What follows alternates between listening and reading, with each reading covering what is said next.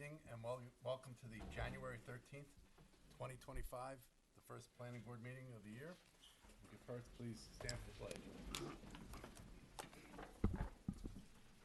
Pledge allegiance to the flag of the United States of America and to the republic for which it stands, one nation, under God, indivisible, with liberty and justice for all. Thank you. Two quick things. Tom, our cameraman and clerk of the works in the back, asked me if anybody does come up, if they could please speak clearly into the microphone. And just want to spell out one other thing. We get a lot of questions, a lot of emails, a lot of people concerned about things. I just want to make sure that everybody understands that if you're a citizen, town board member, whoever, rest assured that every one of these emails gets written or read, and we try to answer those questions. Might not be right away, but at some point they do get addressed. That being said, we have some correspondence. Anything we want to discuss today? Not here. None. Counselor? No. John? Nothing here. Okay, we'll move on to the meeting minutes of December 23rd, 2024. Any additions, corrections? None. None. Counselor? John? Nothing here. Do I have a motion to approve the meeting minutes of December 23rd, 2024? Motion. Is there a second? Second. All those in favor? Aye. Okay, first on the regular session, we have the Garden Lane subdivision. This is a decision statement. Locations 27 Old Compound Road. How are you? Good. Good evening. Happy New Year. Happy New Year. We're just here to request permission to begin the site work. If you could, just your name. Anthony Peely, Garden Lane Development.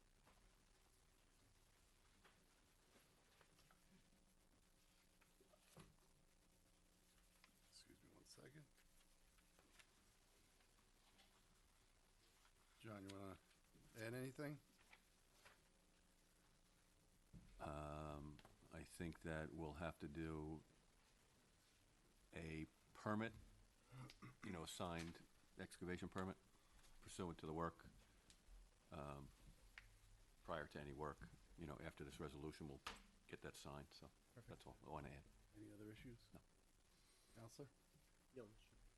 All right, in front of us, we have a resolution approving the stormwater pollution prevention plan and tree permit for the Garden Lane Apartments. Do we have a motion to approve? Motion. Second? All those in favor? Aye. Aye. Good luck. Thank you so much. Appreciate it. Just please make sure you follow up with the planning department with all this. Okay, next we have Guiding Eyes for the Blind, the decision statement. Locations 241 Compound Road. Good evening, Mr. Chairman, members of the board. David Steinmetz from the law firm of Zarin and Steinmetz here representing Guiding Eyes, along with Thomas Panic and several members of our development team, including Joe Rena. My partner, Jody Cross, was here last month explaining the situation that we were having with the Army Corps. We worked with your board and with David Chen, and I want to thank David for providing us with a draft language in the proposed resolution. We're looking for permission to begin work despite the fact that the Army Corps has still not issued its nationwide permit, and we are accepting responsibility to proceed and to remediate the site should that nationwide permit not be granted. We're quite confident we'll get it, but there's been an awful lot of back and forth with the federal Army Corps folks. It's still going on, huh? It is still going on, but we're nearing the end. Okay. John, any issues? I have no issues, no. Counselor? Nope. And you've gone through the resolution? We got it. We're fine with the language in the resolution. Okay, before us we have a resolution approving a stormwater pollution prevention plan, wetland permit, and tree permit for the Guiding Eyes for the Blind Canine Health and Wellness Center. Do we have a motion? Motion. Second? All those in favor? Aye. Just adding, you got to get the signed permit, that's all. Yeah. Understood. Got it. Thank you, John. Thank you all. Good to see you. Hope to be back See soon. you again. Good evening. Happy and healthy 25. All the best.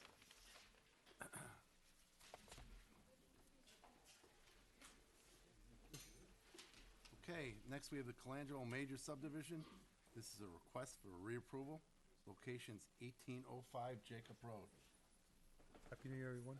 Good evening, Joseph Rena, the Principal Site Design Consultants.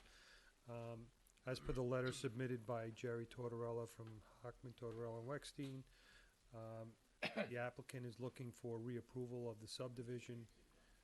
He's still in serious pursuit, the Freestone is still in serious pursuit of a solar application on that, so so the applicant does not want to file the plat at this time. Thanks, Sergio. John, any issues?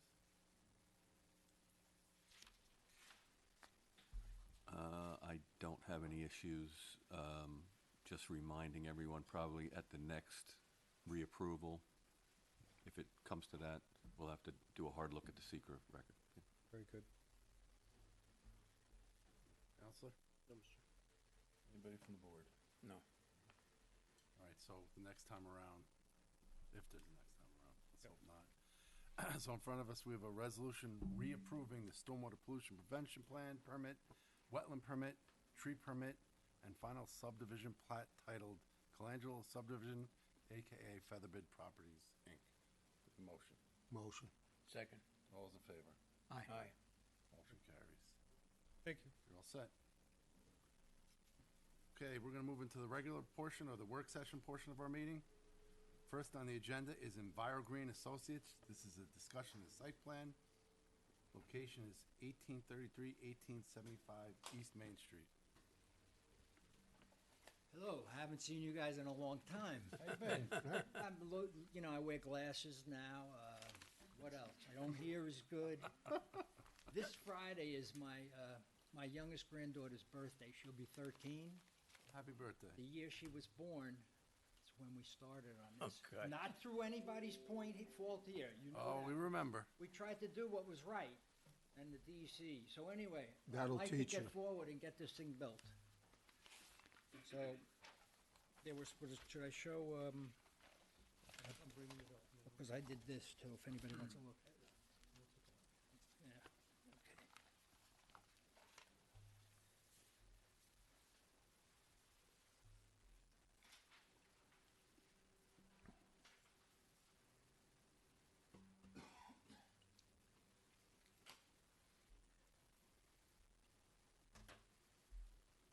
okay. Okay, so, as you recall, at the last meeting, we were here, not the last meeting, but earlier in the fall, we were here presenting a plan to split the one-time approved single building, which was over 12,000 square feet, into two smaller building, one a little over 4,000, the other a little over 6,000. And so we had presented a plan similar to this, and Robin pointed out it made more sense to maybe flip the buildings, which worked out very nicely, and that's what we have now. So what we've done is the building to the right is going to be the building. It's going to be a 2-unit building. It's going to have a drive-through for Dunkin' Donuts and a hair salon in the other space. So it's going to be divided into 2 spaces. And the larger building, which is now to the left, that one's a little over 6,000 square feet. That will be multiple units yet to be determined, and that would be a phase 2 to this project. So initially, the phase 1 is to build the smaller building to the right, get that suited up with the tenants, and then look forward to possibly looking at the next building. So this plan has a better alignment to the entrance, which is approved by the DOT. It works a lot nicer. We've got enough stacking there for the Dunkin' Donuts. And we're looking to amend the site plan approval that we had gotten previously on the single building. Well, first let me say, and Robin, thank you very much. Just want to once again acknowledge the excellent planning staff that the town has. Yep. And really appreciate that the suggestions that were made were, looked at and then put on paper. Sometimes it takes another set of eyes. It always does. It's always something, right? Again, it just works a lot nicer. Oh, it looks good to me. Yeah. Yeah.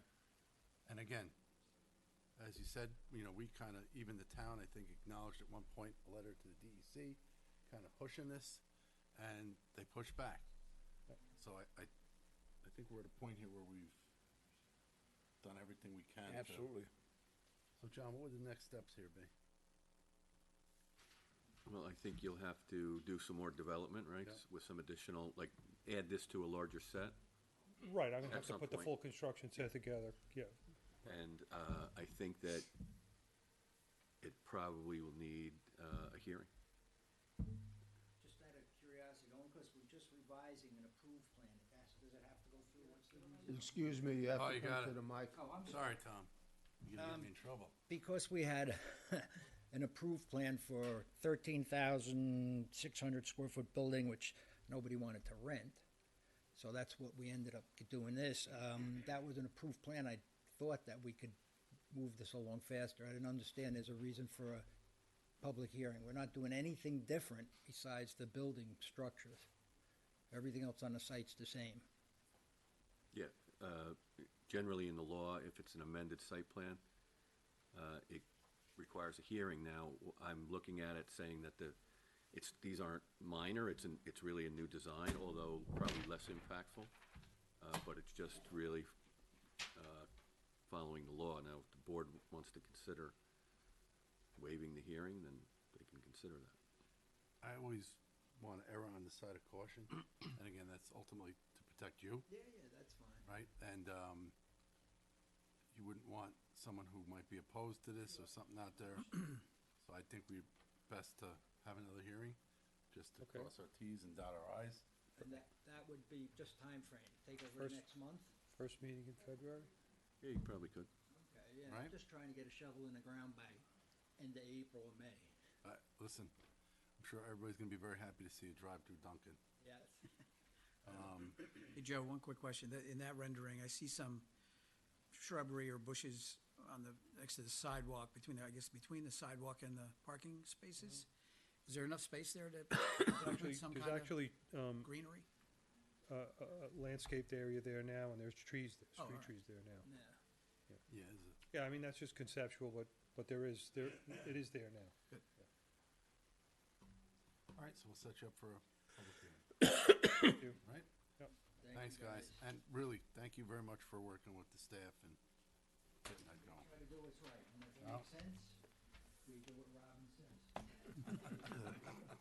Well, we appreciate it. No, I appreciate you guys, believe me. We had this thing approved, I think, after 2.5 years. Then we had I the remember the DC, and then we had, I think, that disease called COVID. It's crazy. It doesn't bother me, though, because we were trying to do the right thing. You know what I'm saying? I don't get upset about it. I get upset about the DEC, but not about that it took this long. Yeah. Thank you. Thank you. Take care. Good seeing you.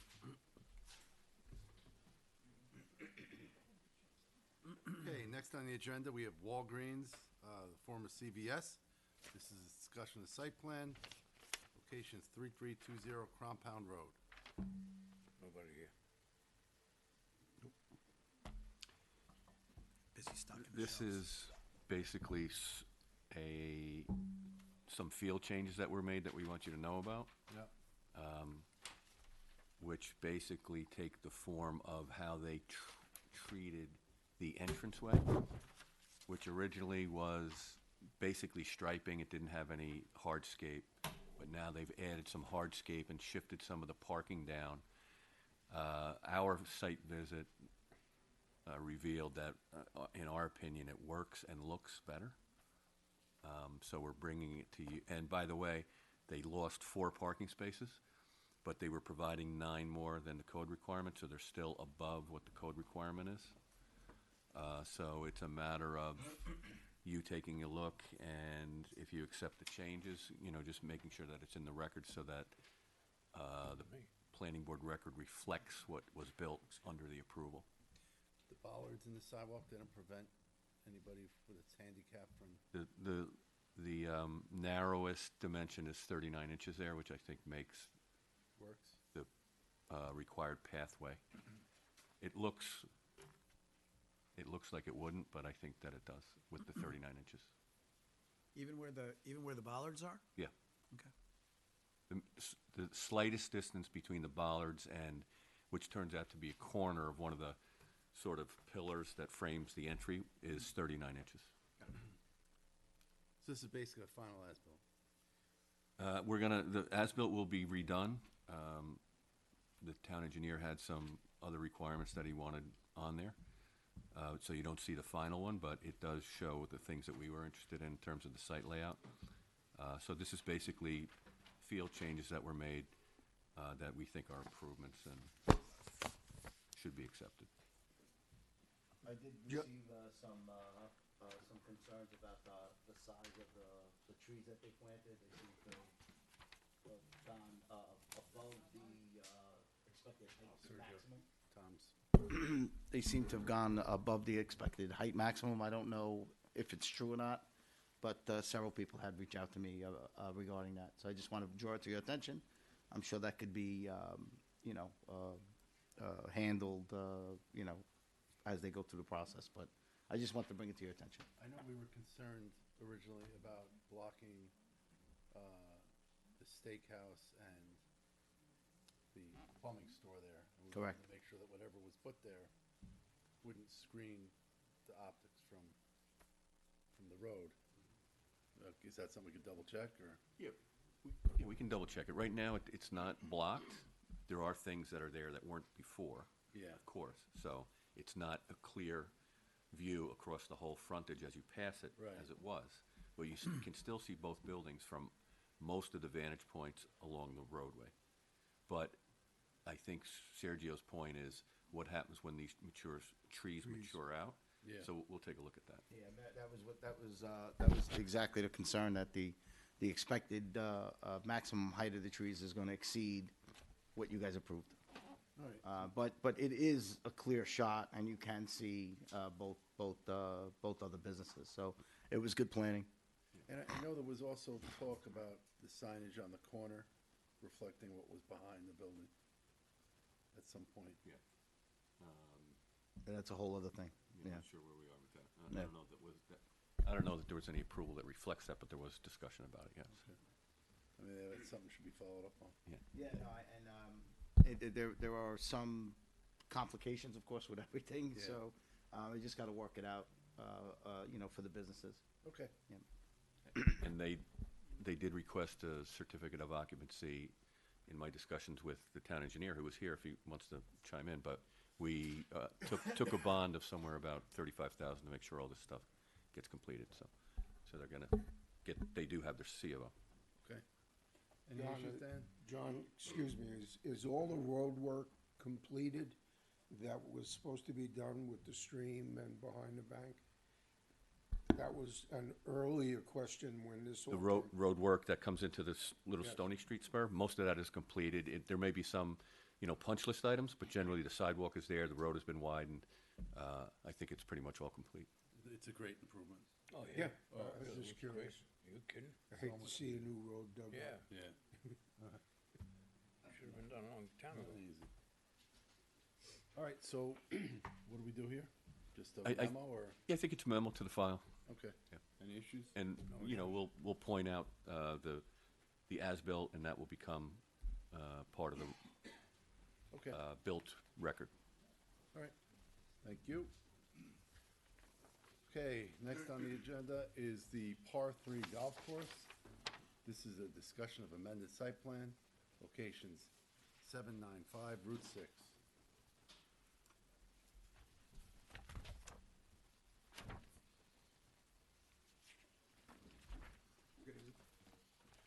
How are you? Hi. I'm Matthew Behrens, the architect representing the application, and this is Carmine DeMeglio. He's the owner-operator of the golf course.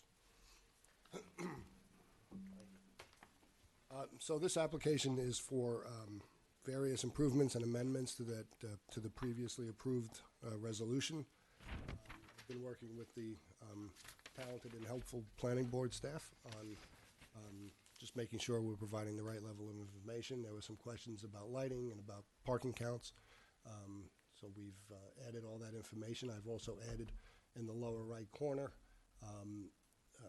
lower left corner, there's a maintenance yard that's been fenced off. So that's now been added to the plan also.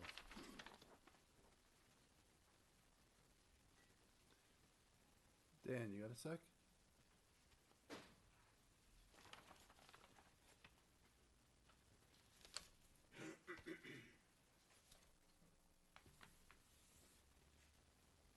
How are we making on your end? I just got a plan from the site engineer. Joe Rena's doing the sewer design. Okay. Looks like it'll work. They're connecting to they're crossing Shrub Oak Brook and placing a manhole on the north side of the brook and then proceeding with a force main from the clubhouse to the gravity manhole. That's great news. Yeah, All right, good. so we just got that in. All right, excellent. Thank you. Thank you. Any concerns? I think I think you should talk about the parking. Yep. There are proposed about 116 interior seats, and then there's, of course, some areas outside, and then there's the outside snack bar. So I think you should be clear as to how they're parking the site Yep. and how they're using it. So, obviously, everybody knows about the golf course. That was, big thing early on. What I think is very good for Yorktown is the success of the T-Bar and the restaurant, which does very well. And I think basically when you have a nighttime event, that road that used to be the old Route 6, basically service gets- road. Yeah, Park and the ride. service road. Basically becomes the parking lot for the business. I don't know how, I would imagine that's a state right away, or was that deeded State. over? It is, State property. because that's where all the parking is on that road. It's where a lot of it is, yeah. What would be the required parking as proposed?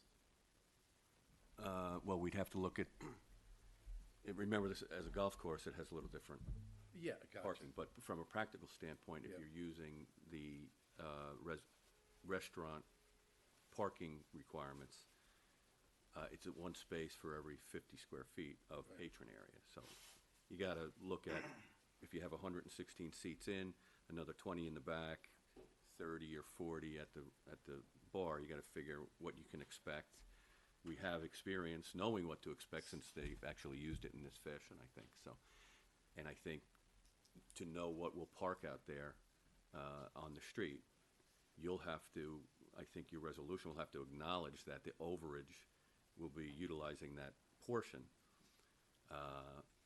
You certainly don't want any problems bleeding out onto the Route 6 intersection. No. I mean, I would think that's what's at stake here.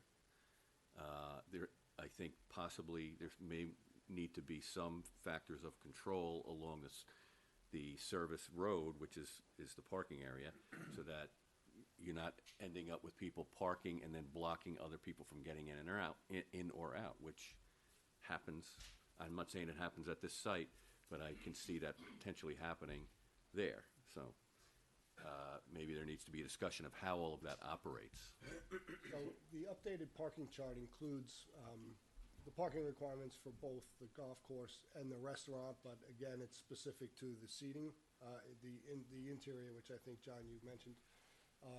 And then I guess what we can then do is do a seat count for the patios and the outdoor areas, and kind of, like you said, because from what I read in the code, I didn't see anything specific to outdoor dining areas or anything like that, unless we just take it as a restaurant and just do it on square footage or seat count or however we determine Yeah.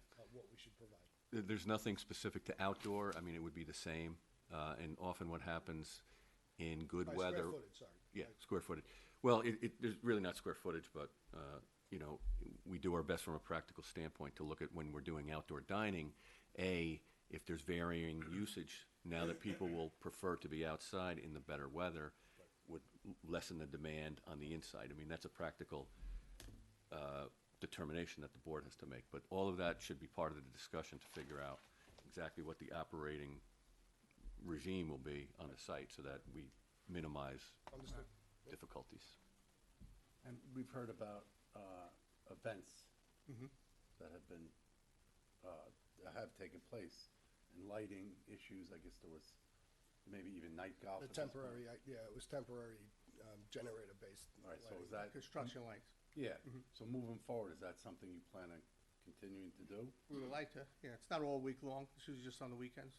Right. Thursday, Friday, Saturday. If I could make a suggestion. Okay. I think you need to maybe propose a business plan. I'm sure the town board and the attorneys are gonna wanna see that too. Okay. Exactly what you plan on doing out there.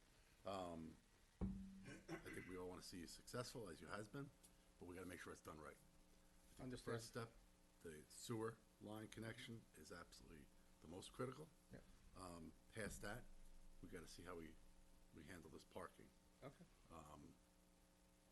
I'd like to, if possible, see some kind of signage on that service road, so people don't just start parking willy-nilly, because if you have to get emergency equipment in, and they're on both sides of that road, they may be able to get in, but they'll never be able to turn around or come out. And So hopefully- maybe signage, All you need is a sign, On no that one parking on side where both the, sides. where the street is, that would help, definitely. Is there any way, and I know this has been done before, but this is a stone's throw from the mall, right? And when you guys are busy, the mall is quieter. Is there any way to get some way to, Shuttle. shuttle bus. I don't know, I don't listen, think the place I is thought big about it, enough. actually. I did, no, Start to be putting honest with you, I did tents think up on about the it. but- course. you guys are, it gets so busy at some points. Yes. And understandably so, the food is very, very good there. Thank you. There's gotta be a way to make it work better, and I agree. I think that the emergency personnel wanna make sure that they're able to act, especially, any incidents happen, they're able to get in and get out quickly. And I believe there was a discussion at the town board level regarding that, and we consulted the fire departments Yeah. about it, and they didn't see a problem because they, I think the intention was that they could operate right out beyond the guardrail on 6 and get in there. They wouldn't necessarily pull in. They would operate from outside, and they said that they were fine with that, or something to that effect. But that was looked at, because that was a concern that we had. All right. And David, there's an existing agreement with the owner for that property. Does this have to be amended at all with your office or the board? It might be, I'd have to take a look at it. All right. That's why I just think it's, and I'm sorry, what was your first name? Carmine. Carmine, I think it's important that you demonstrate to the town Okay. what your Well, vision our is intention there, is, okay. right? Yep. And I think you work closely with the planning office, right? Yep.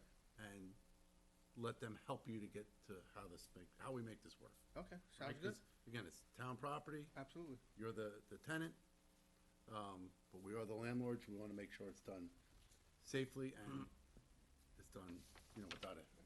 One thing, Issue. one thing that I would recommend when you're looking at the parking, is the entranceway to that service road, possibly like leaving, one spot, over, so this way you could kind of make the turn. Yeah. Just put a sign like no parking here to corner, something like that, something to that effect. I know that there's potentially, and it has not been approved, the AMS project across the street is looking to possibly put a traffic light there, right where that turn is, which they might be beneficial to you guys, if that were to occur. But like I said, the project is far from approved, and there's stuff that I have a lot of concerns about the project across the street. So, but there is that potentiality as well. So in the meantime, get a business plan together. Absolutely. Sit down with John, Robin, and crew. Okay. And I'm sure Dan will be there.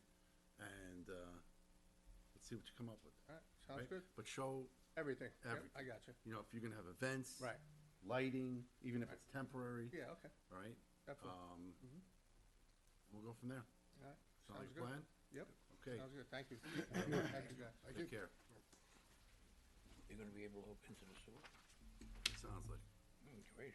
Yeah, they need that. Yeah, well, they- We just gotta make sure everything connects to the sewer. Okay, next we have on the agenda a town board referral. This is the Foothill subdivision. Location is 3850 Foothill Street.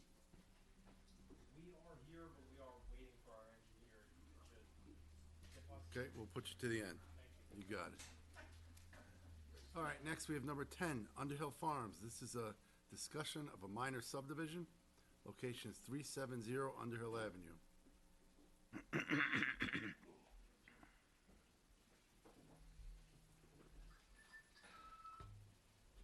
Counselor? Great reference. There's one down the block on the left, in the hallway. In my dreams. Anyway, good evening. Half the people don't know what you're talking about. That's right. It's just like at home. Anyway, good, I'm on fire. That's a good one. Good evening, everyone. Mark Blanchard, of course, here for the project. I'm joined by our engineer, Joe Reno. We have some minor amendments to the site plan to explain to you. Joe's going to go over that. And I'm happy to. We had a question, too, last time regarding there are 4 easement issues, as I understand them. And we can correct this if I'm incorrect. The first 3 are somewhat more straightforward. It's the open space easement that we had discussed. It was a requirement of site plan approval. This regards the pond and the paths around the pond that are accessible to the public. Then we have a utility easement that we had entered into with the town, so the town can step in and fix a water main or sewer main if we don't do it. Then there is the emergency access easement with the neighboring property, the Beaver Ridge property, which the town just sees. They're not a party to. Those first 3 easements are the status. You'd ask for a status update on them. Here's the status update. Those are completed. They're fully executed. They're being held in escrow by the town attorney. I believe the town board is going to have an authorization resolution vote tomorrow for authorizing the supervisor to have entered into those easements. But those easements have all been reviewed by the town attorney and approved, shown in compliance with what was required under the site plan approval. The 4th easement issue is a little more complicated. The 4th easement issue goes to this concept here of this subdivision, right? We have the parcel being applied for to be broken into 2 parts. How do we guarantee, planning department has raised a concern. How do we ensure, as the applicant and the owner, how do we show the board and the town that we are going to comply with everything that came before us, site plan approval, town code, all these things? How do we make sure that the subdivision into 2 new ownership groups doesn't change the status of what the town has required? And we do that through the following mechanism. The applicant is proposing that we are forming what's called a property owners association. It's the exact same thing as a homeowners association. In this instance, the one parcel will be 2. Condominium portion, I'm going to call the other side the commercial portion. That's the retail and the rental residential. So you have the condominium and you have the commercial. Both of those entities will vote and have board members on the POA. Both will be 50% members of the POA. The Property Owners Association, just like a homeowners association, is formed under the New York State not-for-profit corporation law. There are conditions, covenants, restrictions that are in the declaration. This gets approved, submitted to, and approved by the New York State Attorney General. At the same time it's happening with the condominium. You have your condominium declaration, your condominium bylaws, your CCRs in there. We have our other easements. The open space easement is going to be recorded. So during the recording of the creation and recording of these documents, the condominium documents, the POA documents, we think it's a good idea. The planning department had recommended this.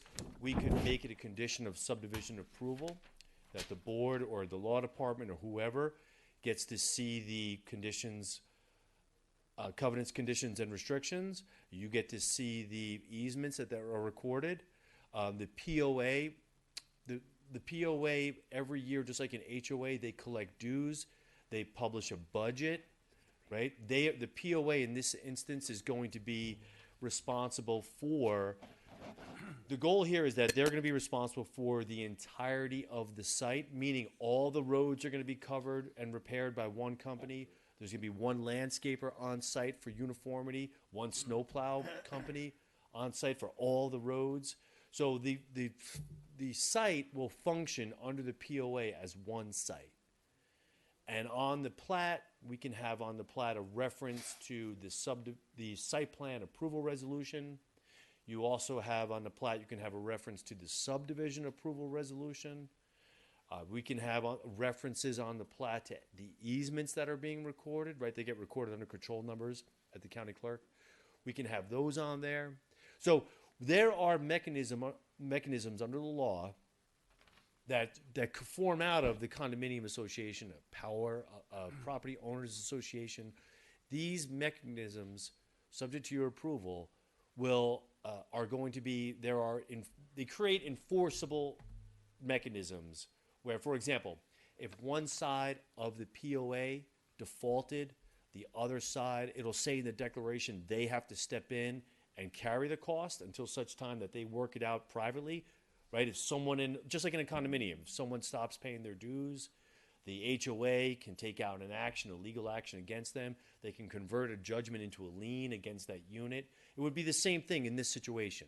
It would be a private action between the two entities that form the board, which is more of a private matter.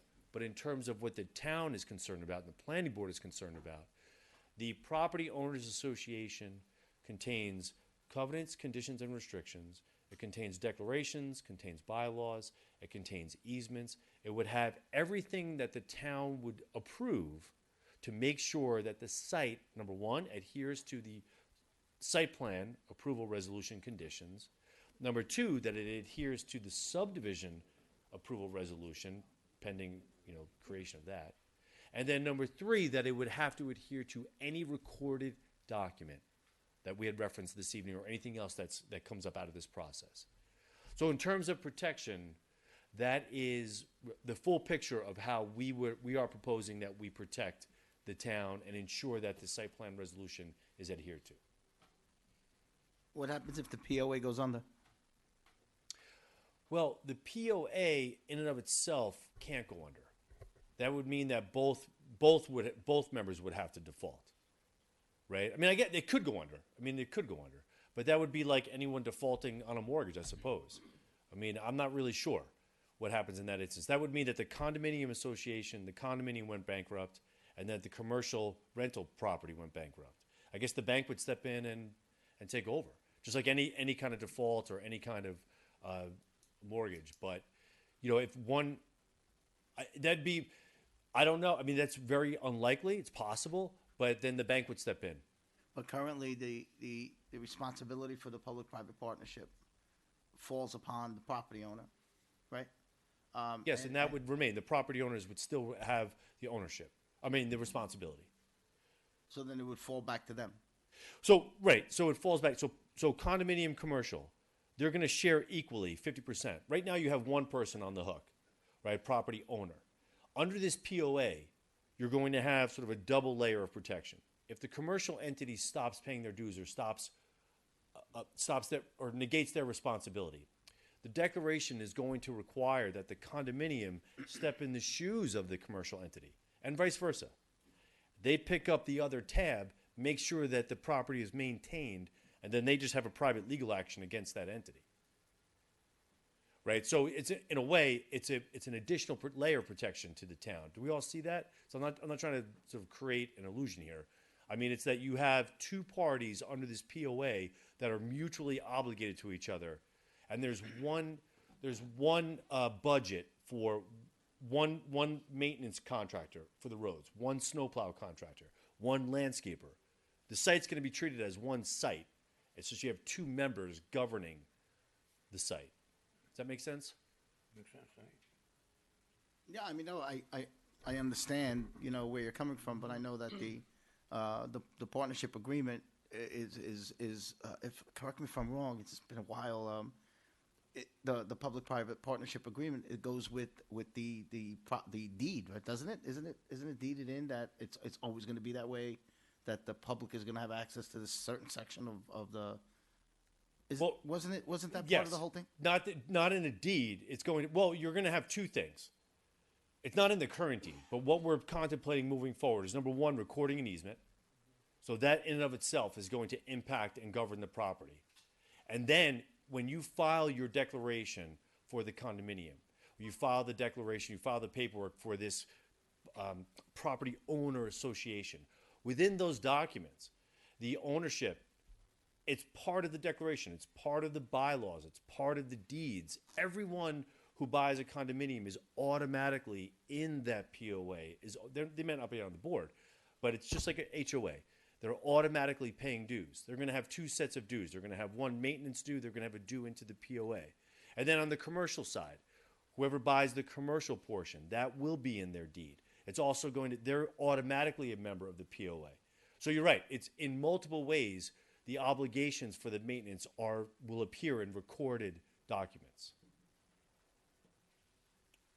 Mark, where do the townhomes fit into this? Are you considering them as condominiums? They're going to be part of the condo project. They're covered in that POA. Yes. And is the commercial beyond the mansion, does it include the rentals? Yes. So the rentals and the mansion essentially would be one POA. No. So it would be one owner, but there's one POA. There's one property owners association. Both of those entities are going to be members. The condo, it's called the condo, or the condos in the townhomes. Okay. The commercial and the rental residential, I'm just calling commercial. The retail and rental residential, I'm calling commercial. Both of those two entities are going to each have 50% ownership of the POA. There's one POA. So it's kind of like two HOAs are going to be members of the POA. They're Exactly. not HOAs, but No, exactly. however you want to, whatever acronym you'd like to give them. But Correct. Therein lies the protection to the town. The POA will have two members, each equal at 50%.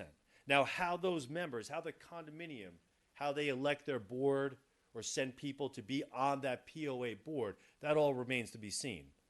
Same thing with the commercial side, how they populate that board, that all remains to be seen. But at any rate, those two entities have a 50% equal obligation across each other, meaning if A stops doing its thing, B has to step in and do it, right? So I don't want to cut you off. yeah, sure. I truly believe that this is, and I'm looking at David there, this is illegal. And I'm sure you're going to get more questions from the town board tomorrow night at that meeting. I honestly believe that the attorneys have to get together and really look at the legalities of all this. Beyond our pay grade. Yeah, I think that's Beyond our right. pay grade. You know, just if I could borrow it, just for my own edification, if I could borrow it towards concept, I think it sounds like what you're suggesting is that the two entities are somehow, call it jointly and severably liable, right? And that's the town's Correct. And that's the town's remedy. Okay, so that I mean, Right, it yeah. makes sense conceptually. I think we Yeah, well, look. develop it a little bit in that context. Again, I'm not going to cut you off again. Yeah, sure. But I'm going to ask you to, devil's in the details here. And I know you're going to get more questions tomorrow night. That's fine. Yeah. I strongly suggest that, in this case, not the engineers, but the attorneys sit down and see where this lies. All right, because I can see it coming. And we've seen questions coming via email. So I really think it would be a good idea that you guys get together offline. Oh yeah, absolutely. We're starting to, this concept is just materializing in the last 2 weeks. I hear you. So I spoke with Mr. Chen's colleague Adam Rodriguez today. We didn't connect. I meant to call Mr. Chen before the meeting, but we're certainly going to be meeting and fleshing this out. There's another for the applicant. On the applicant side, there's a different attorney handling the condominium documents. Yep. He and I spoke today. He's done this model very recently, actually, up in the town of, city of Peekskill. I'm sorry, and also up in the village of Cold Spring, they had done this. So he's also willing to make an appearance and explain it a little bit better than I can explain it. Again, I'm not looking to cut you off, but a lot of what you're talking about is past us. Sure. I truly believe there's a lot of legalities that are going to go along with this. So I strongly suggest that the attorneys work with each other to come to a common ground. I think the purpose for tonight was for me to introduce, there was an open question as to how we were going to do this. And I don't mean to cut you off, but you're opening up for more and more questions. I think we need a solid plan that we could look at before we get into this anymore. I got you. I understood. Sound like a Understood. plan? It does. Do you want to hear do about have one this, the question. site plan amendments, or? Yes. Joe, Joe's in our wheelhouse. If we come back to the public easement, right, so public access to the pond and the walking path around the pond, is it intended that at some point, in essence, there's a boundary to that, so you'll have signage that will say, no public beyond this point, like to the pool or? Correct. or That anything was like part of the site plan process. Is There- that indicated on the maps right now, kind of where that public boundary would be? We have submitted, a map showing that easement boundary to the town attorney, and Joe is saying it is on that map as well. We had it highlighted, the most recent, survey of the property that we submitted had it highlighted in blue, but yes, we have called that area out, to show where the public, where we have to. I mean, it's a liability question, so we have to show where the public has access to. The last question I'll ask before Rich cuts me off, is public parking. So are those spots there intended to be utilized by the public to go to the pond or to the walking path or anything? Should they be? A portion of them, I could have Joe explain that in more detail. We had gone through that with site plan. There was a portion of our site has access. We were using the municipal site here to have access to cross the street. Yeah. So yeah, there's a combination of how we're gonna, of how the parking will benefit the public being able to access the site. Okay. Thank you. All right.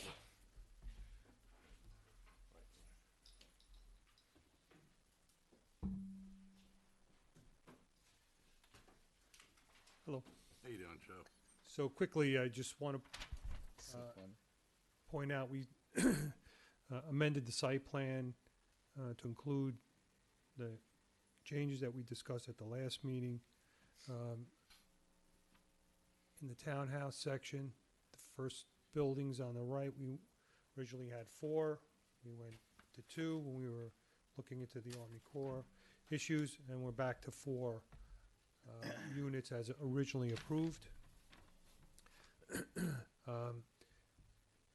When designing the apartment building and the structure of the apartment building, we lost parking spaces, underground parking spaces or garage parking spaces due to column locations.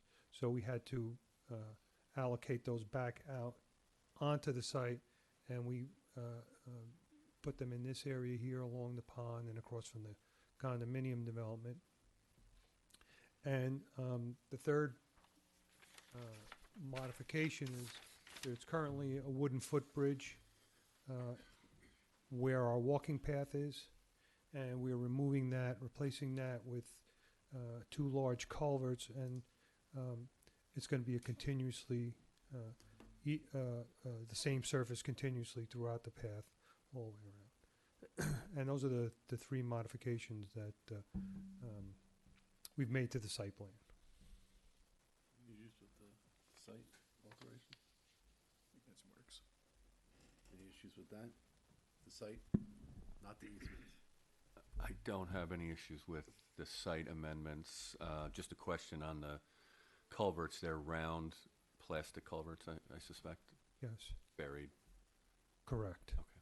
Correct. I don't really have much to say about, I think they're minor changes. Okay. All right, so I think at this point, it's up to the attorneys. Yep. All right? Yes.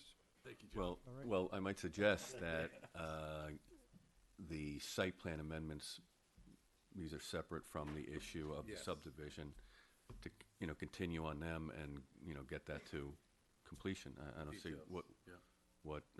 why not, so, Okay. and that's my suggestion. All right, Very good. Thank you. thank you. All right. Thank you very much. I'll go back to Pam. No, he's not here yet.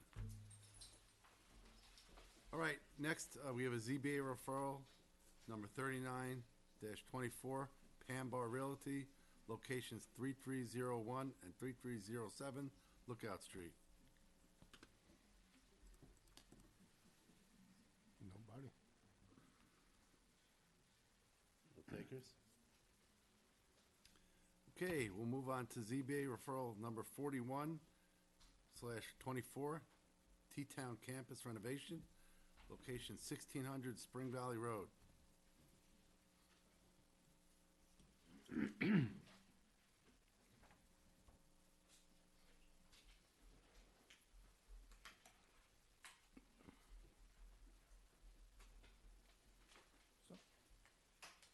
my name's Alan Sorkin. I'm representing T-Town. With me is Amanda Morgan and Adina Bauman from N Architects, the architects of record on the project, and Mark Ratz representing our engineers, DTS Provident.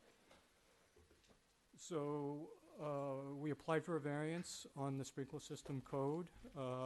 We've been in dialogue for a couple of months now with the Fire Bureau.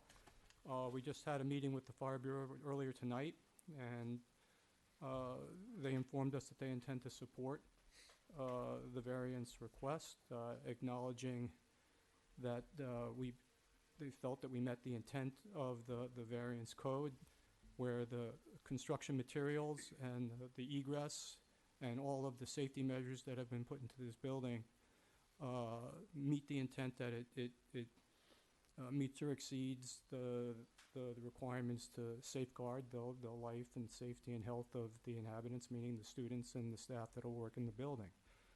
And so they intend to send out a letter to the ZBA shortly. Next up is the ZBA is coming on the 18th to do a walkthrough of the site, and then on the 23rd, the public hearing is scheduled with the zoning board. And so we were very pleased to hear that. We've worked very hard and diligently with them. In addition, we've agreed to, subject to regulatory approval, install a dry hydrant in the vicinity that will serve not only the protection of T-Town, but of the local community, because that hydrant will go directly into T-Town Lake and be situated somewhere on Spring Valley Road, closer to the Bergman Boardwalk. But we walked with the chief through, and there's still a couple different locations that they're considering. It'll be, where they want it to go. That would best serve the town. That would be to pump water from T-Town Lake in case it's needed? Is that how? Correct. What you're proposing? Yeah. Okay. And if my understanding is correct, Mark can talk to this, but, that will require, DEC approval as well. So, we're going to work through that process, starting, concurrently with what we're doing on the project at large. Does this require a New York State variance from the building code? No, just local. So the current New York State building code is being adhered to. This is a local amendment that you're seeking a variance from. Correct. And why don't you explain exactly what the variance is for? The variance is so that we don't need to install a sprinkler system in the building. As per Yorktown code. As per not Yorktown per code. New York State. We meet exceed all New York State or city code for that matter, New York City code, for fire safety standards. Why would you not want to put a sprinkler system in? Educate me. It's logistically, going to be very, very difficult for us to do that. First, it would require trenching, down a very steep hillside through Healthy Tree Stand and ledge rock to get to the lake. It would then require the installation in what we've worked very hard to accomplish is a green sustainable building. And now we would, in order to, if we solve that problem, we would need to then install an 8,000-gallon water tank as well as a pumping system with a diesel pump system and diesel storage, which in itself is also combustible, right next to the building. And so we looked very carefully. We've been in dialogue with the Fire Bureau now for many months because, I think it's T-Town. We want to do the right thing, and we want an incredibly safe environment for our students and our staff. And when we articulated all of the materials and the construction processes that we're going through and how they do meet or exceed significantly, state and city code, the Fire Bureau also agreed that, we've done everything we could, and it meets the standard and the intent of the variance that an alternative measure and metric satisfies what the sprinkler system itself was intended to do. And so it's the next best thing. And, when you look at the design and you've seen it, all three classrooms open right up to the environment. every room in that, except save the storage room, will have a fire extinguisher. And we have extensive training measures ongoing, you know, to work with the students and the staff. I do want to point out that the New York State is a minimum code requirement, right? So that sets the bar. So anything above that can be done, right? This is just the minimum code requirements. So, John, we have more stringent requirements on the building end than the state code. Do we know how old these requirements are? In my time. They are. Was it under Gregory? It might have been at the tail end of Gregory, possibly. So I know the building code back then used to be the Green Book, now it's switched over, so it's a very different code. So again, you're telling us that all the New York State codes are being complied with. You're seeking variance from a local code that was amended probably 20 years ago, somewhere in there. Not that far back, but All right, so 10 years ago. And the Fire Bureau is all right with it, and the building department has no issues with it. Building department was represented in attendance at the fire commission, and you know, Ed Khaleesi was there, he agreed. The building department already agreed? The building department already agreed to no sprinklers? they don't agree with that. Well, until they send the, They just enforce the code requirement. Well, yeah, no, I understand that, but you asked them their opinion and they were okay with it? yes, this has been an ongoing dialogue for quite some time, and tonight they informed us that, you know, they agreed that we met the standard. And the building construction itself, is it non-combustible? Aren't there other things It that you is. could do other than? Oh, I'm sorry, you gotta, I apologize. I'm gonna get in trouble with Tom. Install like So, I foam mean, or I can something walk on you through a site. few of Yeah, if you the could, details, please. if that's helpful. So up here we have Just our, have to tell us who you are for the record. oh, I'm sorry, I'm Amanda Morgan. I'm the project manager from N Architects. Okay. So on the screen right now, we have a plan of the new education building. It is about 5,920 square feet, so quite modest in size. Can we zoom in to the plan itself? So it's type 2B construction, so it's all non-combustible and protected. It's concrete and steel, so steel columns and a concrete and steel deck, composite deck for the roof structure. Exposed concrete floors. All of the materials that are being used and exposed within the building are Class A. The requirement per code, and we actually have the code sheet before this if we want to reference any of those New York State code requirements to see the comparison, but we're required to meet Class C, but all of our materials are Class A.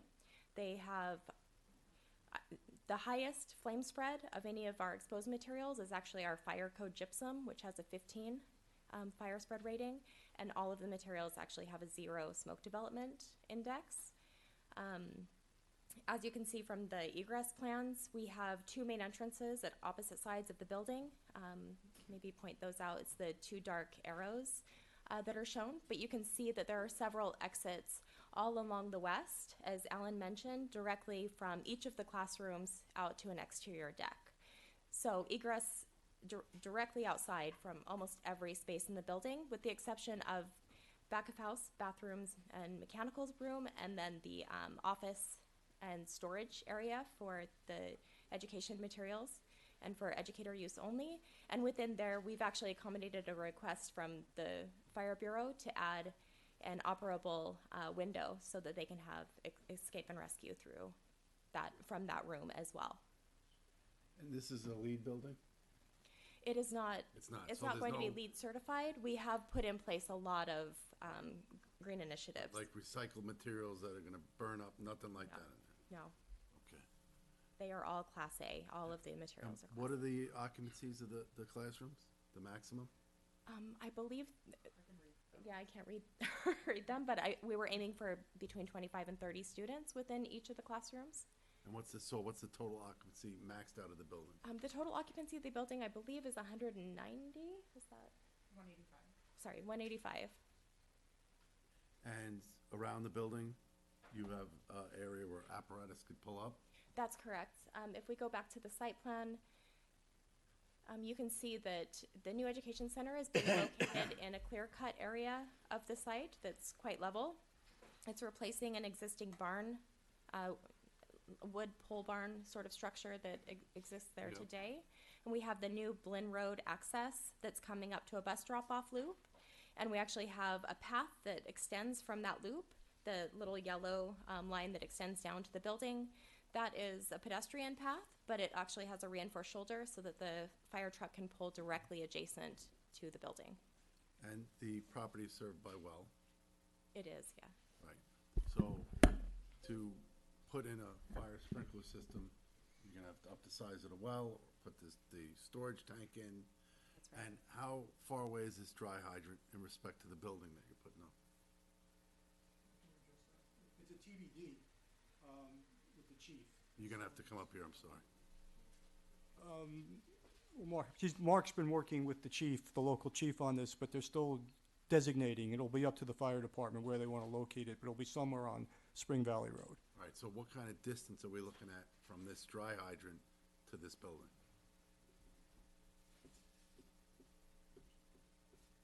Honestly, I'd have to measure it, but I would say we're probably somewhere between quarter of a mile down the road, Spring Valley Road. But again, the intent is, working with the fire department, is their trucks would come fully loaded. But what they're looking for is the opportunity to be able to refill their tankers if they had to get into a sequencing operation where they had to have multiple fills. And the intent was that this dry hydrant would not only benefit T-Town, but would be a benefit for the community at large. Understood. And so the locations that are being looked at are those that are kind of being recommended not only by T-Town, but by the fire department as being the best locations for them to operate and to draft water from the lake. So it's kind of a mutual discussion back and forth. It's not really, the dry hydrant is not specifically to service the new education The building. community. Right. So you were in front of the fire commission last night? Tonight, Tonight? actually. Okay. And you're in front of the ZBA when? Public hearing's on the 23rd. But they're going on a site visit on Saturday, the 18th as well, at T-Town. Okay. Can you go through the fire apparatus access in a little bit more detail? Sure. I think, although I think Amanda pretty much went through it pretty much in detail, for the new education building, fire access would come in off of Blinn Road. They would make a left turn into what's now the existing Blinn Road parking lot, or Lakeside parking lot as it's called, and would come up the new bus loop that we've been putting in, which is going to be used on a more regular basis to Can you bring blow the that, buses to the can top. you blow that up a little more, actually? Sure. If you don't mind? And that road is designed to meet all fire access road requirements. It's got a 20-foot clear width, fully stabilized. Which road is that? This is the bus loop that's coming up. Okay. It ends in the teardrop at the top. Mm-hmm. From the teardrop, we also continue basically another 20-foot wide stabilized path that is kind of married or in conjunction with that existing pedestrian pathway. I think it's basically about 8 foot wide of a paved pathway with basically 6 foot additional stabilized shoulders on both sides that extends up to approximately the midpoint of the building. So an engine can come right up if they really wanted to and be right alongside the building. So the extent of the access would be a straight one-way run in to about midpoint of the building? To In about other the words, midpoint of the close to building. where your cursor is, right about there? Exactly. Okay. It can only It's go- not going to go have access all around all sides of the building, what, right? Correct.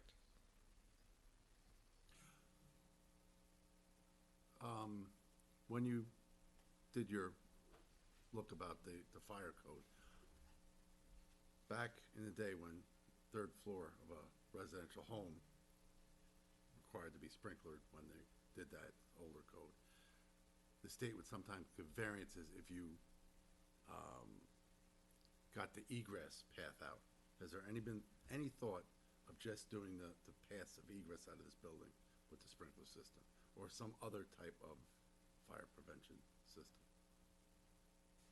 We have not looked at a partially sprinklered system. Yeah. I mean, you asked a little bit about the sustainability goals of the project. Well, we're not LEED certified. One of the primary goals of the entire master plan is to remove the use of fossil fuels.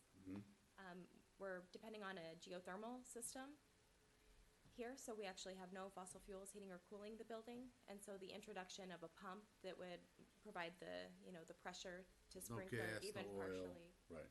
would then introduce a combustible fuel. But I don't know much about it. I'm sorry if this question's naive.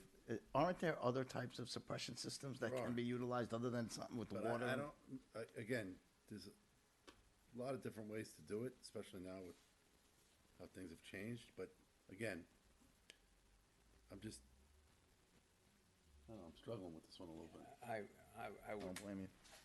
I would need more information. There's gotta be another way to do it. And I just know that, again, when you need a variance from the state code, you go to the state, or Erica Krieger used to come out and do certain things to give you variances from the code. I wonder if there's another way just for the egress points to do something.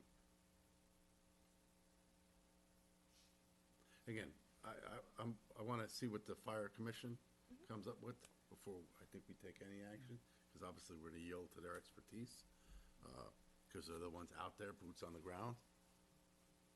But I think maybe we gotta wait to hear from them and see what this site visit yields before we make any determination. Yeah, well, whatever the determination ends up being, I think you should be very clear on how emergency access will be provided and in the manner and so on and so forth, and that the fire company with that plan is satisfied. Yeah. I think that's what you need to do in the end. So I mean, Yeah. this ZBA, if they make a determination to give them the variance, I think you still need to look at this issue. Yeah. That you're certain that whatever can get down this path is enough to fight whatever there is, and that the fire company is satisfied with that. So I think Yeah. you'll need to get some good correspondence pursuant to a plan that they accept and are endorsing. Maybe just to explain or to respond first to your comment about maybe partially sprinkling near the exits, if we can go to the plan. The way that the building is designed, there are actually no egress corridors. Everything is direct Everything is, access. everything is direct access, so it might be challenging. I mean, it's something that we can definitely look at. Maybe if we sprinkler a smaller portion of the building, we could look at an electric pump. It was not that wasn't a possibility because of the amount of water in the area that we were trying to sprinkler. Do you have any elevations of the building? Oh, yes, we do. And then maybe just one other thing to mention, I mentioned the Class A materials, but one other thing that we've been very carefully designing is the separation between the spaces. So all of our partitions are 1 hour fire rated assemblies. We're using fire code throughout, even though it is not a code requirement. We have no separation requirements per New York State. And then in between classrooms, we actually have a 2 hour rated assembly, mostly to achieve acoustic recommendations or requirements between classrooms, but it gives us that added benefit of that 2 hour separation. What type of fire detection or fire alarm system is installed? So we have a new fire alarm system planned and horns and strobes in every single space. It has a panel that obviously it's alerting the occupants of the building, and it's also sending a direct alarm back to the fire department. It's a fully new system in addition to the system that's being put in at the Nature Center renovation.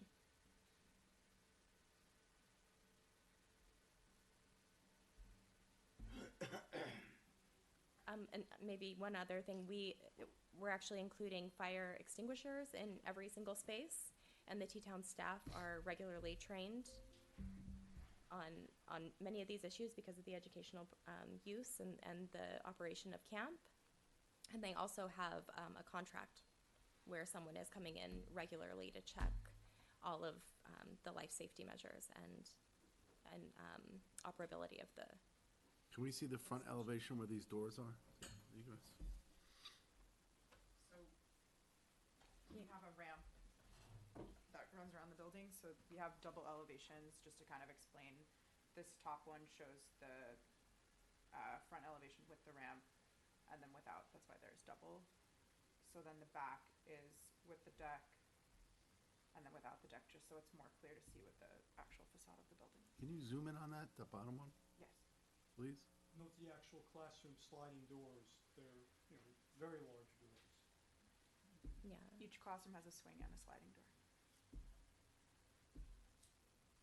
And the swing doors are designated with an egress sign and meet all egress door requirements.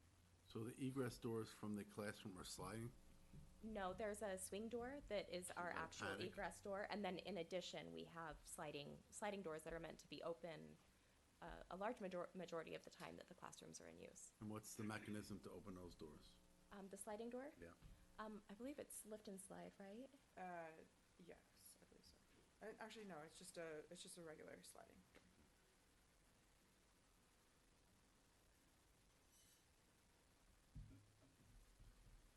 So we'll wait to hear what the fire commissioner says. If you guys could work closely with John and Robin about the apparatus design and how we're gonna attack that. Sounds like we got some, Do you want to withhold an opinion to the zoning board or ask them for additional time pursuant to working with the fire folks? Or? Withhold opinion, why don't we wait till we hear, so what the. till we hear everybody. All right? Mm-hmm. All right? I Okay. just want one more quick question. So, when you said you met the minimum requirements for the state, it sounds to me that you went beyond that, right? We with far the exceed. concrete and all that stuff. You All go right. to, You yeah. got, and there's a written, I think you really gotta look at what the New York State Code requires and what the additional requirements that the town put in. And I'm sure Bill Gregory at some point pushed to get those in for a reason. And again, especially in this area where you're well water, you're out in the woods where obviously you wanna be with this type of project. It's a sizable building. Yeah, and you're dealing with children, right? First and foremost, that's the most critical part of this. All right, so let's see what we get from the fire commission. Work with John Robbins, see what we put there, and we'll do a deeper dive into this. All right? Thank you very much for your time. Thank you. Okay, I'm sorry, did you guys have anything else? Okay, thank you. Buildings that were saved in California had sprinklers. And also, a lot of what they're doing is non-combustible. Still, With Gregory, when he did this. I'd be really worried about no sprinklers. Is he still in the ZBA? There's Bill dry Gregory still in the systems you ZBA? can have, there's so many different types of CO2,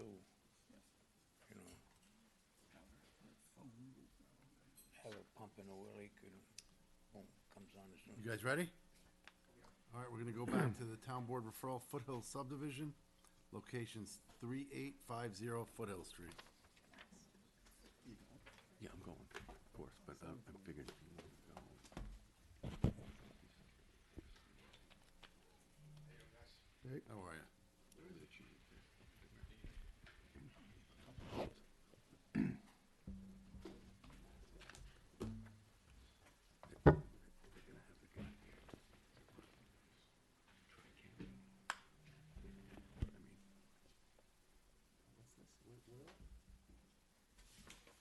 Back to Foothill.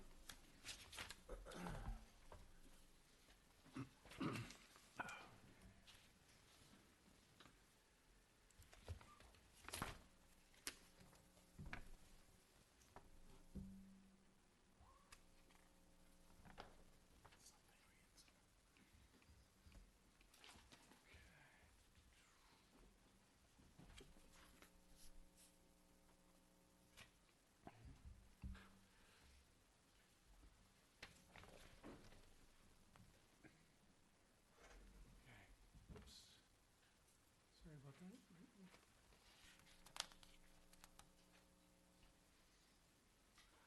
Good evening. My name is Peter Scott. I'm an architect engineer representing the Foothill Street project.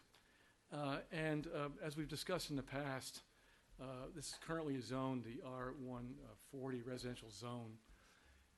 And before you, I presented to you a 7-lot subdivision that we have completed both the grading, stormwater analysis and design, and we submitted to your board a comprehensive document referred to as a stormwater management report, a comparative analysis. And so what we did is we basically analyzed the entire project for stormwater, grading, drainage, and the impacts of this particular project. And just for reference purposes, before you is that one particular project. That is the R140 project.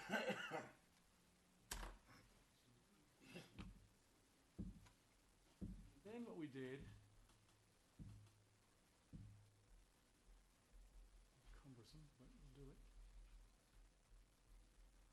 Then what we did is we looked at the project and what would happen if we decided to substitute the development as a subdivision with that of townhouses, which I've described before you. 20 units are depicted. And what we have is we have 2 6-unit buildings in the back and 4 in the front. And again, fully designed, fully engineered stormwater. And basically, I'm just running through these quickly because I have a comparative of a sheet that I'd like to show you that might help you just figure out the differences between these two concepts. So what we did in this package is I put the two of them on the same sheet side by side.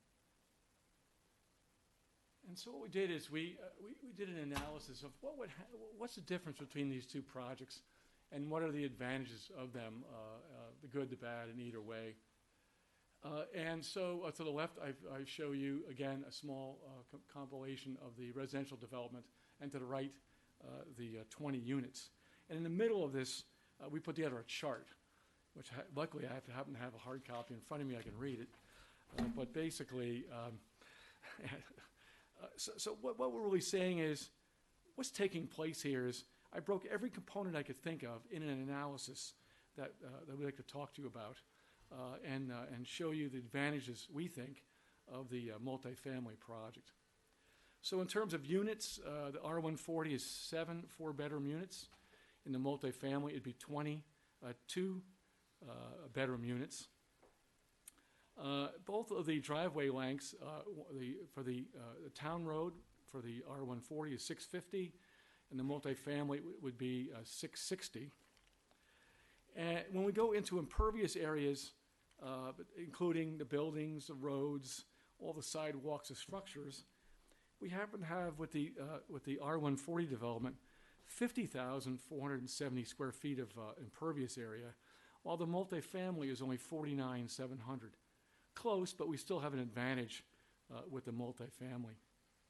Coverages basically there's less building coverage with the R140, but globally what we have is we have less impervious coverage of driveways with the multifamily project. Another thing that we have is open space. Basically, in terms of the project, we have 5.62 acres of disturbance with the R140. And with the multifamily, we have a disturbance of 4.67 acres, of which 0.4 acres are planted buffers we're planning on adding with the multifamily. So we have significantly less acreage disturbance on the site. In terms of open space, the R140 is 7 acres, but we have a lot more open space with the multifamily.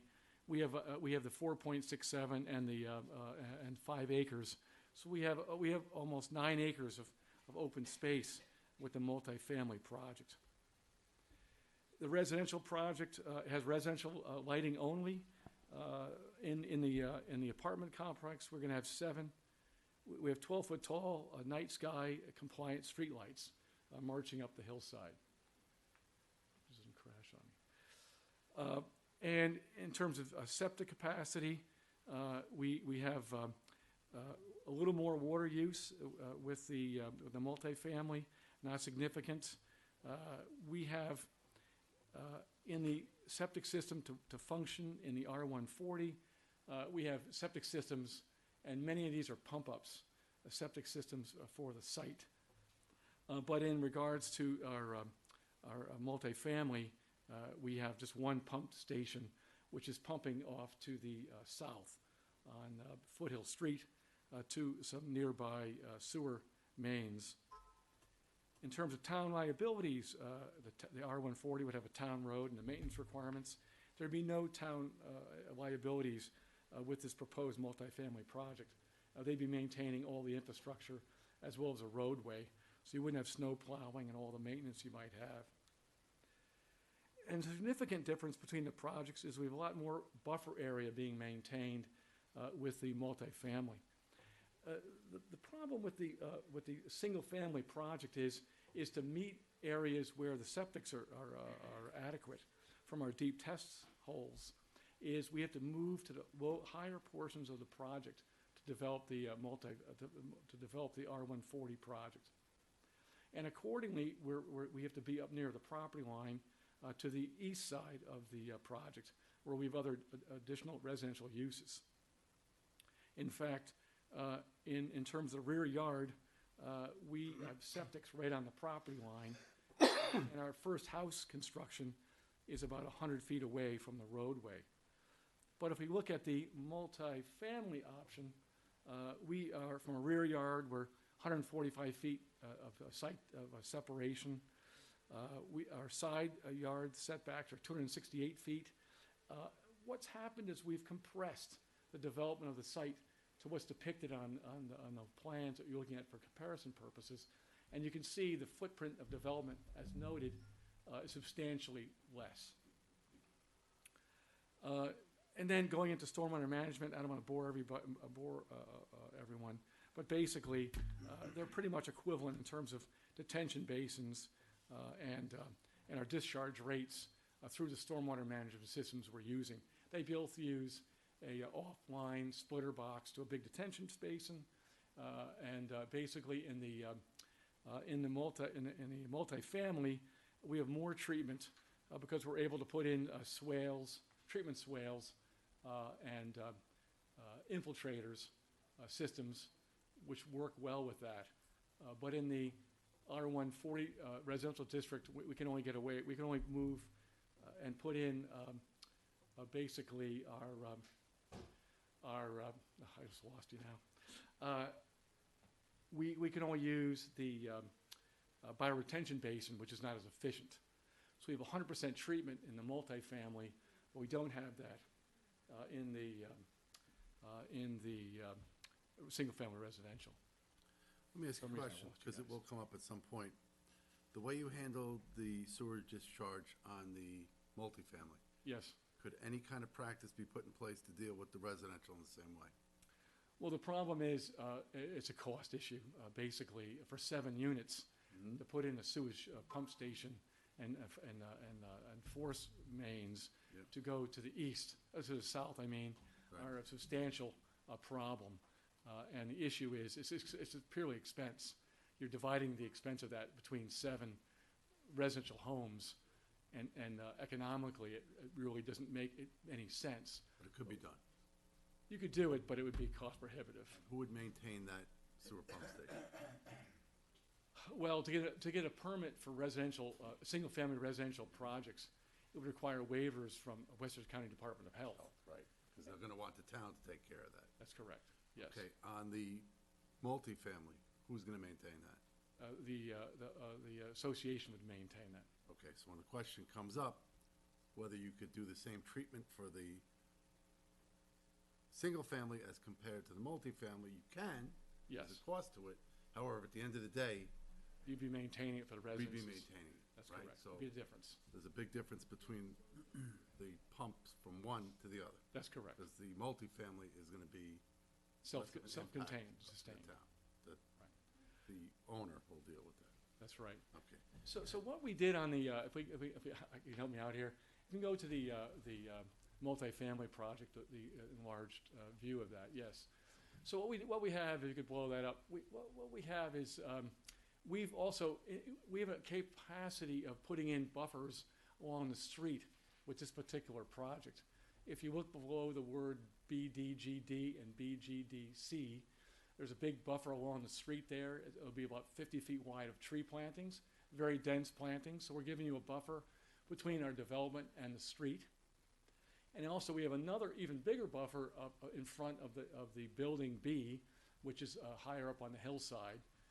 And that right there, a big bubbled area right there is a big buffer as well.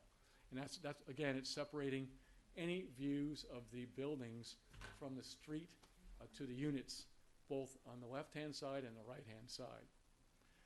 Another thing we put in there is we put an emergency access way for 2 access points to the project.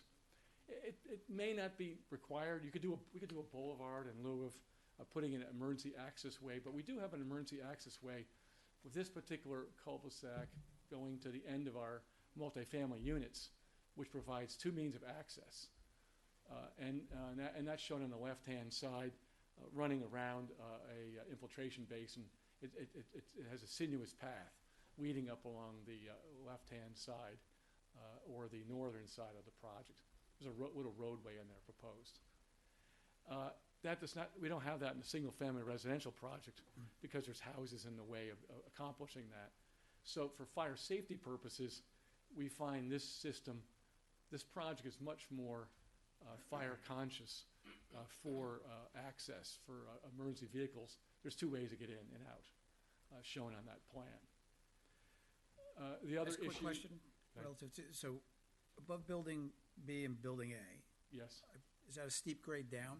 Yes, it is. We have a couple walls proposed in there. Those are 10-foot contours I show, but we have 2 walls stacked behind the buildings, and then we're cutting grades in there at a 2-to-1 slope leading down to these double walls. So how are you gonna treat roof runoff or, well, I mean, I guess nothing from the parking area would come off, but Every single thing on this job is being collected through piping shown on the plan into a large distribution splitter box per se, which takes peak flows are going to a big basin at the driveway, and then the low flows are going to the infiltration basin on the far left. So all that piping does is collect every bit of impervious. All the disturbance areas run to a treatment structure. so you there's wouldn't nothing- envision any gutters running off going down that grade? No, every single thing is picked up by leaders and piping around the buildings, and every single thing is picked up into underground drainage and running off site. And what's at the bottom of that grade? There are homes there, right? Yeah, what it is the houses have a backyard. Those walls are stepped. that's above us. The houses are above us. Yeah. Yeah. Oh, Oh, you so mean, it kind of goes down into a gully? Below us would be the, solar farm. solar farm is below us. Okay, gotcha. Yeah, so we're sitting between a solar farm and we're rising up a hillside, 2 existing quarter-acre lots distributed across the hillside. So if you could pull back on this picture a bit, we could. What we have is we have huge buffers proposed then up in that area, not only in front, but as you can see all that area behind our project. That's all grass area on that hillside. Okay. And we could plant it. We could put trees on it. Once we create the grade behind those buildings and those 2 walls, all that area which shows lineage of grading could be extensively planted. In fact, we have acres, again, I said we have 10 acres of open space around the perimeter of this project to do whatever we want to with the development. Again, we've taken 18 acres and we've only disturbed 4 acres of it, and all the rest is not encumbered with septic systems and individual wells and driveways. It's all dense up along the road behind the buffer. If we could go to the, I did some rendering, architectural renderings I have on there someplace. And are these rental, in the multifamily, are they rental or owned? They're gonna be rental. This is what the system, the buildings kind of look like. There's a picture of it. Basically what we did is we're putting the little buildings toward the front, 2 little buildings in front, and the 6-unit buildings are in the back. So when you drive down the street, you're seeing the front up in the upper right corner. Those little buildings are there, and you see the rear of the buildings on the lower right-hand side. That's what the buildings look like from the street as you drive down the road. So it's going to be very small linear footprints, and the bigger units are behind those, up farther up the hill. So we made it so it looks small in the front, and the bigger units are in the rear. That's something for planning wise. It helped us visually achieve the minimal visual footprint of the road. There's some photographic renderings we had, some photographs in there we did. Let's see if they're there. Did we make it? Yes, hit that. So basically, I would say, I would tell you that those are model, but actually I built this project in New Fairfield, Connecticut. I did 120 units, and I could take people there. Basically, we use a very similar, almost the same units in this one particular project, and that's fully built into a hillside, just like this one is. And we show you how the units look arrayed in groups of 4 or 6. And the rear of the buildings, again, are built into hillsides, and it's a very similar type of project. In the back of these units, you'd have a wall about 8 feet high, but your upper floors could look over it. So you're not really, and we're giving everyone a 30-foot rear yard behind the projects. In this particular project, we'd have all grass behind the back of the project. In this particular building, we actually cut the building into ledge, and we built with a big loop road. And the units are designed to climb about 1.5 to 2 foot each unit. So they're perfect for moving on grades of 6% is what we set the roadways at, the driveways at. It's all nestled into the hillsides. And I'd be more than happy to take people for a view of it. We won a national award for this one, and this is very similar to it. Very, very effective. And we're not building small units. Our units are around 1,100 square feet, 2 bedrooms.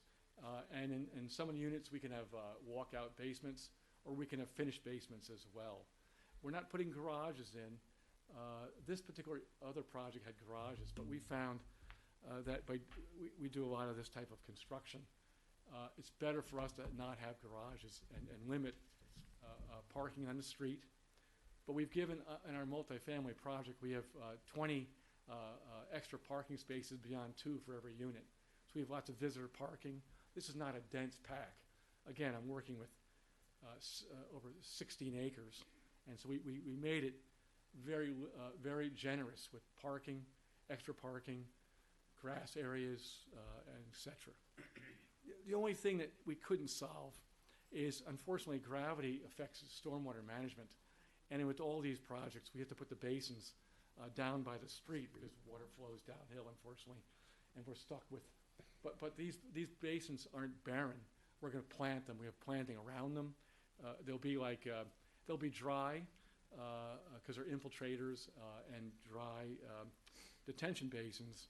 But around the perimeter, we will put plantings and such to work with the environment as best we can. There'll be some there's fencing around, etc. But again, everything's dry in this project. There's no standing water. They don't like to have wet ponds anymore near residential projects because of safety as well as insects, mosquitoes. So we basically, all of our projects nowadays are using a dry system of some form. And it's offline. That is, only the big storms go into the detention basin. Most of the storms, 90%, go into these infiltration basin, which again is only 3 feet deep, and that's where the water goes in storm events. Extensive planting is a given on this particular project. So we thought it was a good compromise to how to develop this project, mainly because we're kind of trying to reduce urban sprawl, and unfortunately, zoning, 1 acre zoning and above, makes you have a lot more roads and houses and disturbance. But in this aspect, there's a give back on both sides. Now, what do you do with the open space? Well, it could be reserved for the homeowners, or we could utilize some of it. Could be conservation land, which is on the south side. If you want to go to the overall site plan, if you could, thanks. I don't know why my computer kicked me out.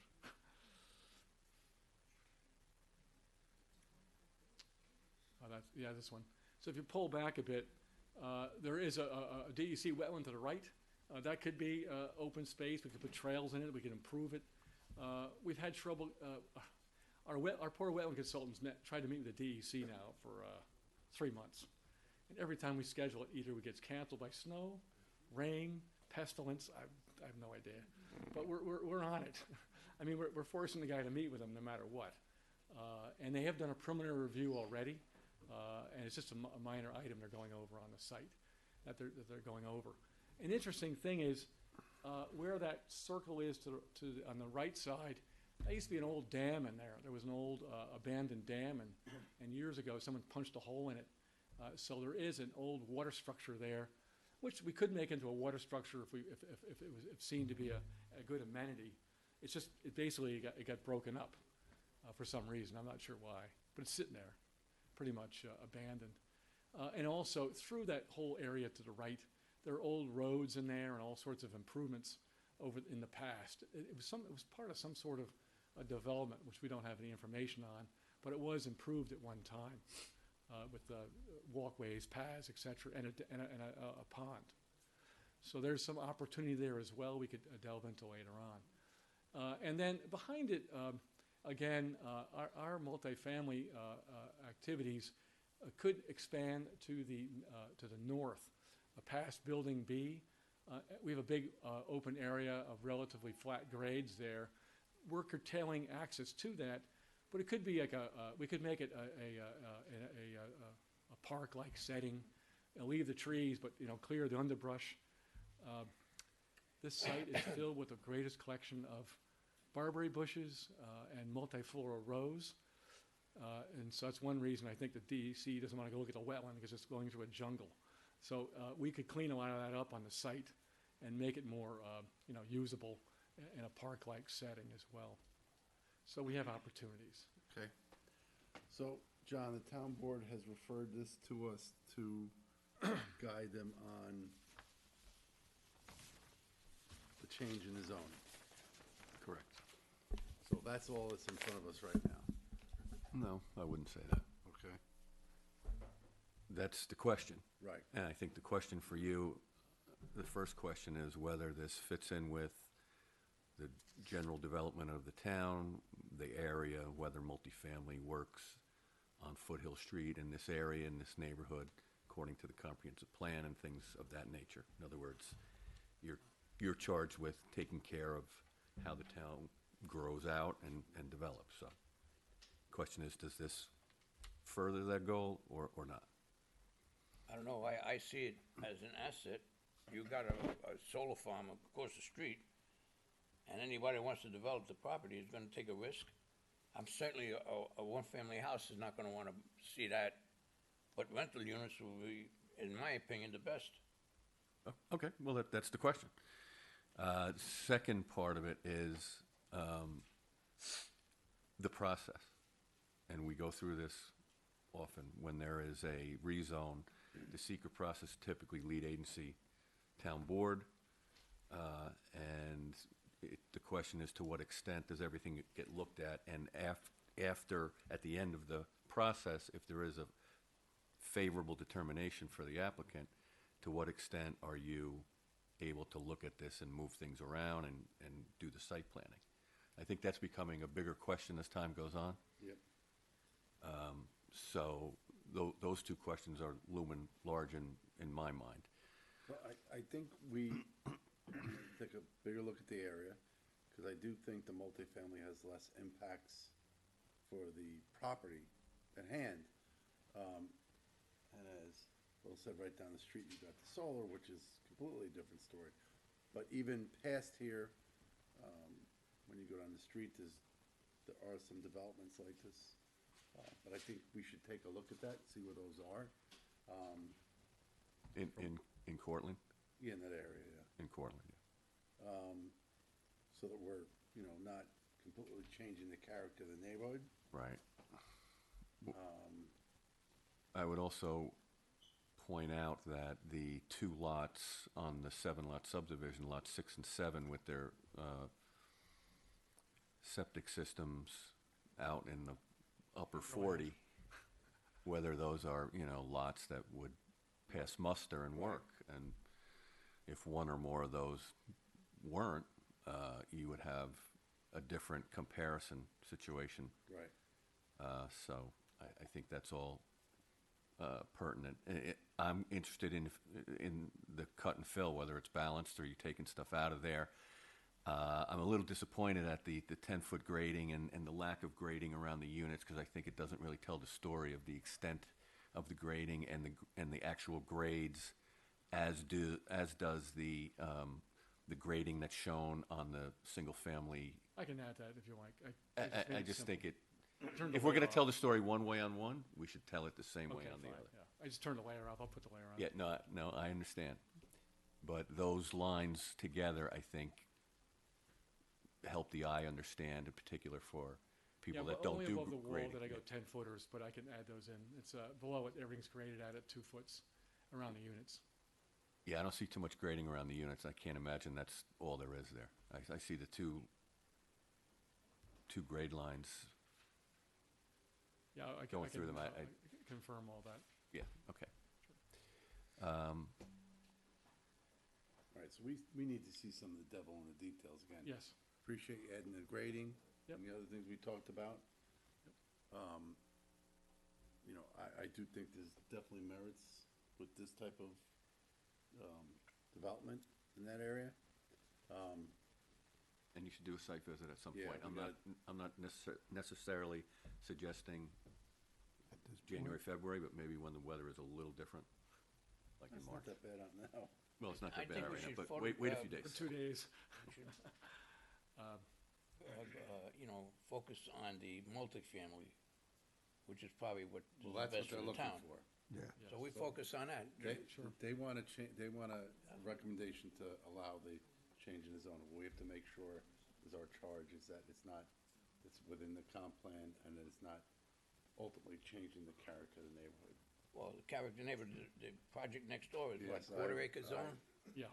So anything's an improvement We got over the quarter acre solar, zone. Right. I think it might be half acre. Is it half acre? So maybe we can set up a site visit for maybe February. If you want to, I mean, yeah, we'll set it, we're happy to set it up. Even a drive-by, 'cause we don't have, if it's snowing, we Well, go we've drive-by. been through there a few times before, but maybe in February it's gonna warm up Yeah. this. I think in particular to get a sense of the topography, I Yeah. think is good. Sure. All right, so we could set that up? And we'd love to meet it. We would lay out the driveway center line probably. Yeah, that would help. You could walk up there and see where the units are. And we've got all sorts of grades and profiles and everything. We could, as much as you want, we have it. Yeah, site sections will Yeah, help. I have everything. Yeah. And is that property to the left, that's a residential property? Yes. That's the only one really kind of abutting your project? And then we're over next town. Yeah, I mean, it requires, in some spots, this wall is, the two walls together is 16 feet. Yeah. Yep. You know, so it's a project. Yep.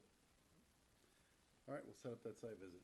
Okay. All right, and if you could work with John Robin to get. Yeah, sure. We'll get more. I'll get a full package. We have a box of paperwork. We're just trying to keep it simple at first, but we can. We'll give you everything on that. Okay. We have it done. All right, No problem at all. Thank you very much. thank you, guys. Thank you. Good luck. Thank you. Thank you. You want to do the pan bar? Pam, but nobody's here. Well, no one here, but want us to Yeah, give you the why- background on it? please. To the extent that we know the background? Yep. Okay. So there are, as I understand it, 2 lots with homes on them, and they own additional lots behind them on which their septic is located. Okay, so the idea here is to remove the septics, connect to the sewer, and then take the lots that the septics were on and combine them and build an additional home. However, if you notice, are there 3 lots, or is it's all total 4 lots? 4 total. I'm seeing 3 in the back, but that's not one of them. Okay, good. So currently, each home has 15,000 square feet for their arrangement between their own 2 lots. When you when you remove those lots, the septic lots, you will be expanding their nonconformity from 5,000 underneath the requirement, it'll become 10,000 underneath the requirement. The new lot will be also 10,000 square feet, so it'll be an additional home on a non-conforming lot that's 50% reduced in required area. So again, you get back to the orderly development and what, you know, what the development scheme was for that area. Are there any houses in a neighborhood on 10,000 square foot? I'm sure there are, because So it wouldn't be unusual. but this is an old neighborhood. Yeah, I mean, it wouldn't be unusual to have. It wouldn't be unusual, no. Okay. But, So they're looking at combining 20 and 22? yes. I think that's the essentials on it. Maybe we should take a, Want to take yeah. a look, Yeah. site visit? Okay. Yeah. To see So if do you it's- want me to ask for more time? Yes, Okay, please. very good. Thank you. And then we will be certain to have Mr. Pan or Mr. Barr here at the next meeting. Well, there are two guys. Yep. Okay. All right, and last but not least, Town Board Referral, Chapter 280, Water. What do they mean? Not fluoride. Yeah, this has nothing to do with fluoride, right? This is really, I don't think it has much to do with this board, but, it's pretty much, sorry, it's pretty much, regarding, water meters. There are some people still out there that are not compliant. And so, what we want to do is, we want to make it, give people the ability to keep their mechanical meters. But with that is gonna come a cost to the homeowner. I believe it's $100 per inch. So if you have a 3/4 inch, pipe, it'll be $75 a year. And they would have to be, routinely inspected, both commercially and residentially, once a year. I think the commercial, inspection, timeframe now is, I think, 3 years, so it would be reduced to 1 year. And that would come with a cost. There have been some people that because the new meters are wireless, They don't want the cell phone. they don't want it, but, you know, the wireless, to be quite honest, the wireless adapter is outside the home. It's not, originally people thought that it was gonna be inside your basement where the meter is. It's not. You know, that same wire that they used to read it, that's where the wireless adapter is connected. So it's outside the home. It doesn't really affect anybody, but irrespective of that, there are some concerns. There are also people that aren't responding, and this would allow the town to charge them. Makes sense. Just it gives them options. If they want to keep their mechanical meters, they can, and if they don't, they could convert to the new meters, and there would be no charge. I don't, I don't think there's any planning issues. right, no planning. No, but it's a good idea. All right, that being said. Motion to last close? item. Do we have a second? Second. All those in favor? Aye. Aye.